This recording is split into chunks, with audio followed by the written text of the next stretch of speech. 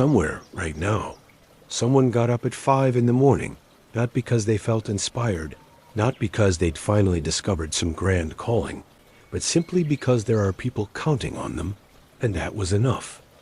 Somewhere else, someone is lying awake, waiting to feel that grand calling before they let themselves start caring about anything again, certain that until it arrives, nothing they do will really count. Only one of these two people is actually moving forward right now, and it isn't the one waiting for the more impressive reason. The lie about purpose.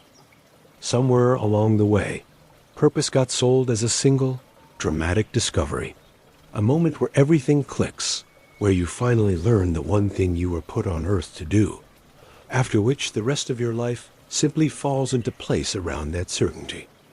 This version of purpose causes real damage, because almost nobody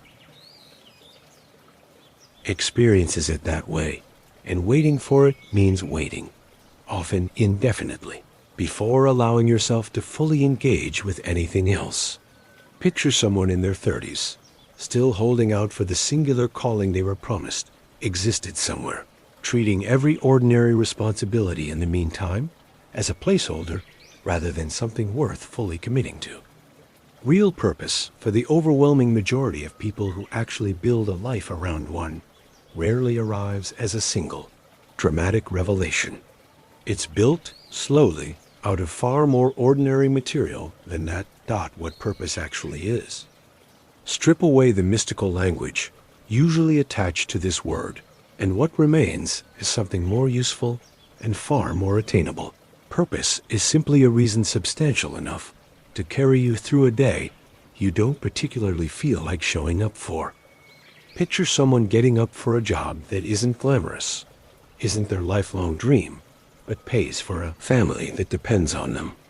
That reason, showing up for people who need you, is functioning as a genuine purpose in that moment, regardless of how unremarkable or unexciting the actual work itself might look from the outside. Purpose, understood this way, isn't reserved for people doing visibly extraordinary things. It's available in the same basic form to almost anyone, the moment they have a reason solid enough to act on, even on a day they don't feel like it. Why the search itself can become a trap. There is a specific irony worth naming directly. The intense, constant search for purpose can itself become the very thing preventing someone from ever actually finding or building one. Picture someone who has read extensively about finding their purpose, taken assessments, tried various frameworks, and months later still hasn't committed fully to anything, because each option gets measured against an impossibly high bar. Is this really it? Rather than being given the chance to develop into something meaningful through sustained effort over time. Purpose, for most people, isn't discovered fully formed through introspection alone. It's built through action, trying something, committing to it seriously enough to see what it actually becomes, rather than endlessly evaluating options from a safe distance while never fully engaging with any of them. That purpose found in service to others. One of the most reliable sources of genuine purpose, and one of the least glamorous, is simply being needed by someone else in a way that actually matters. Picture someone caring for an aging parent, or raising young children, or supporting a sibling through a hard stretch of life. None of this looks like the dramatic, self-actualized version of purpose often depicted in inspirational content. And yet, for enormous numbers of people, exactly this kind of responsibility, caring for someone else who genuinely needs them, provides a depth and steadiness of purpose that self-focused searching rarely produces on its own. This is worth naming plainly, because a lot of purpose-seeking advice focuses almost entirely on individual passion and self-fulfillment, quietly implying that purpose found through serving others is somehow a lesser, more obligatory version of the real thing. In practice, it's often the opposite. Service to people who depend on you tends to produce some of the most durable, unwavering purpose available to anyone. Purpose in ordinary responsibility. There's no requirement that purpose be unusual, impressive, or externally validated in order to genuinely count as purpose. Picture someone whose daily purpose is simply being the reliable one, the parent who shows up to every practice, the employee whose word can be trusted completely, the friend who actually answers the phone at difficult hours. None of this will ever be publicly celebrated. None of it looks remarkable from a distance. And yet this ordinary reliability, repeated daily over years, quietly becomes the backbone of entire families, workplaces, and friend groups. Genuine purpose, fully valid, simply because it never needed an audience to be real. Purpose changes over time.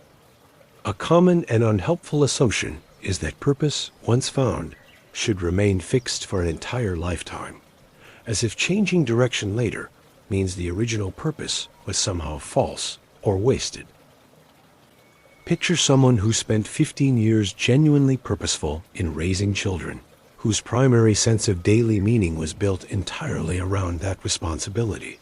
As those children grow and become independent, this same person may need to build an entirely new sense of purpose, not because the earlier one was invalid, but because purpose, like most things discussed throughout this series, evolves through different seasons of a life rather than remaining static forever. Expecting one single purpose to remain unchanged across an entire lifetime sets an unrealistic standard that causes unnecessary distress at exactly the moments.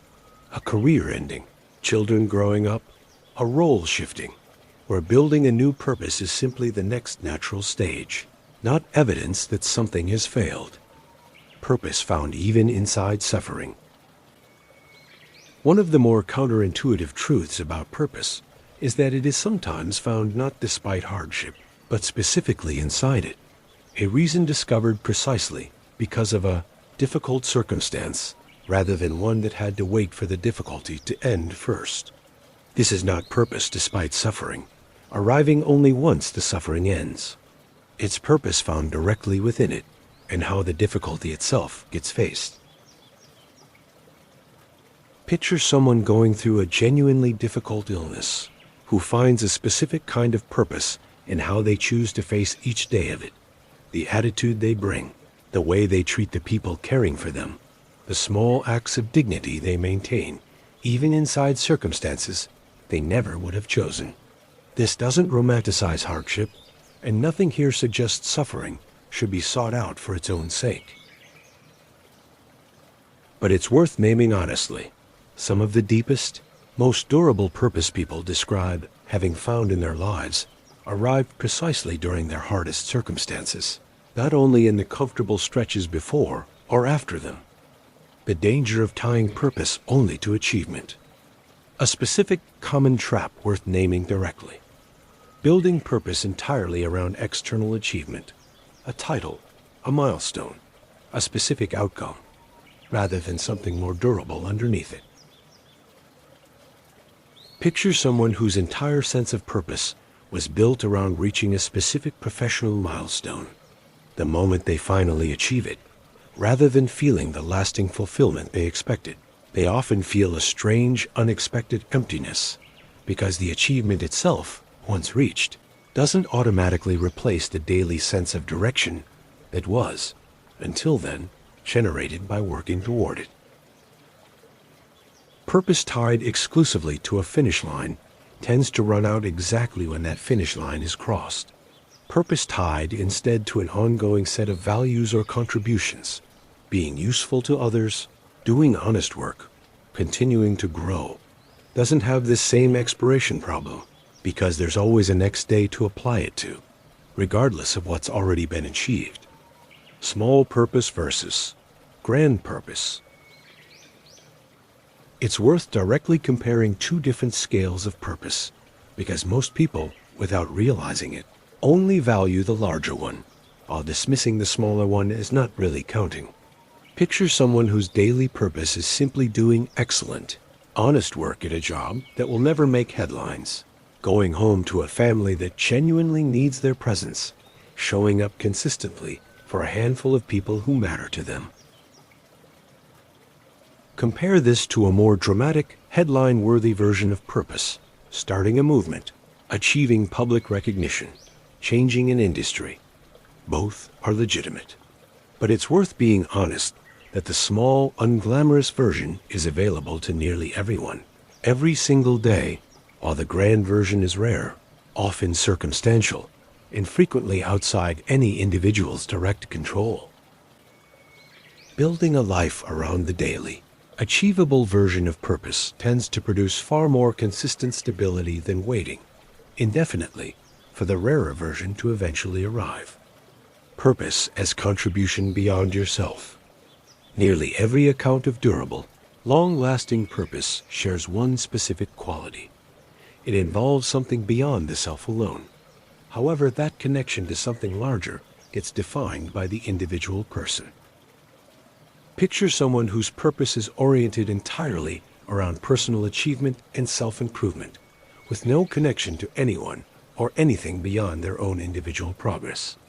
This can sustain motivation for a while, but it tends to feel noticeably thinner and less durable over the long run than purpose that includes some genuine contribution to family, community, faith, craft, or people who will benefit from the work, regardless of personal recognition. This isn't a moral judgment against self-focused goals. They matter, and personal growth genuinely counts as legitimate purpose too. But it's worth noticing, honestly, that purpose connected to something larger than the self alone tends to hold up better over time and under real pressure than purpose that begins and ends entirely with the individual pursuing it. What to do when you feel genuinely purposeless? For someone currently feeling like none of this applies to them, no clear reason pulling them forward, no responsibility or contribution that currently feels meaningful, there is a practical, achievable starting point that doesn't require waiting for clarity first. Picture starting not with the enormous question, "What is my purpose?" but with a smaller, far more answerable one. Who or what right now, in my actual daily life, could use more of my attention and care than it's currently getting? This might be a family member being undersupported, a skill worth developing that would genuinely help other people, a small responsibility currently being neglected.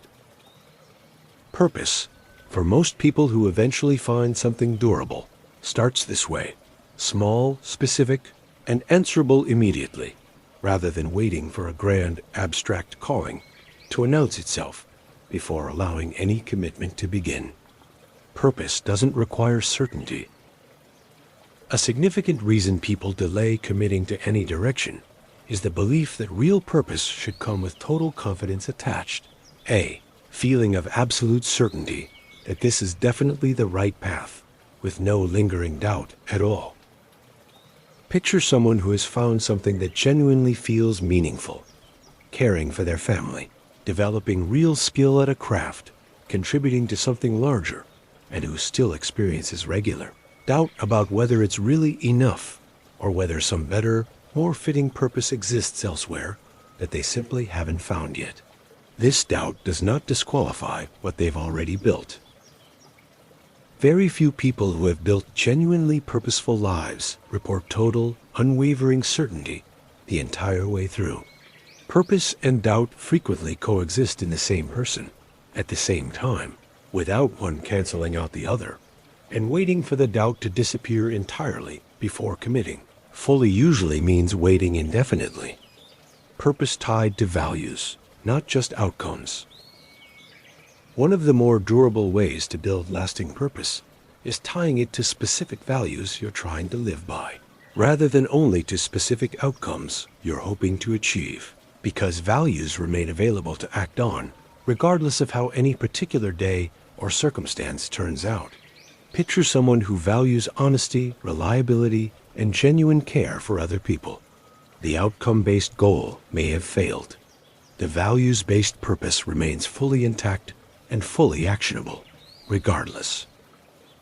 On a day where nothing goes according to plan, a project fails, a goal isn't reached, this person can still, that same day, act with complete honesty, show up reliably for someone who needs them, and offer real care to another person.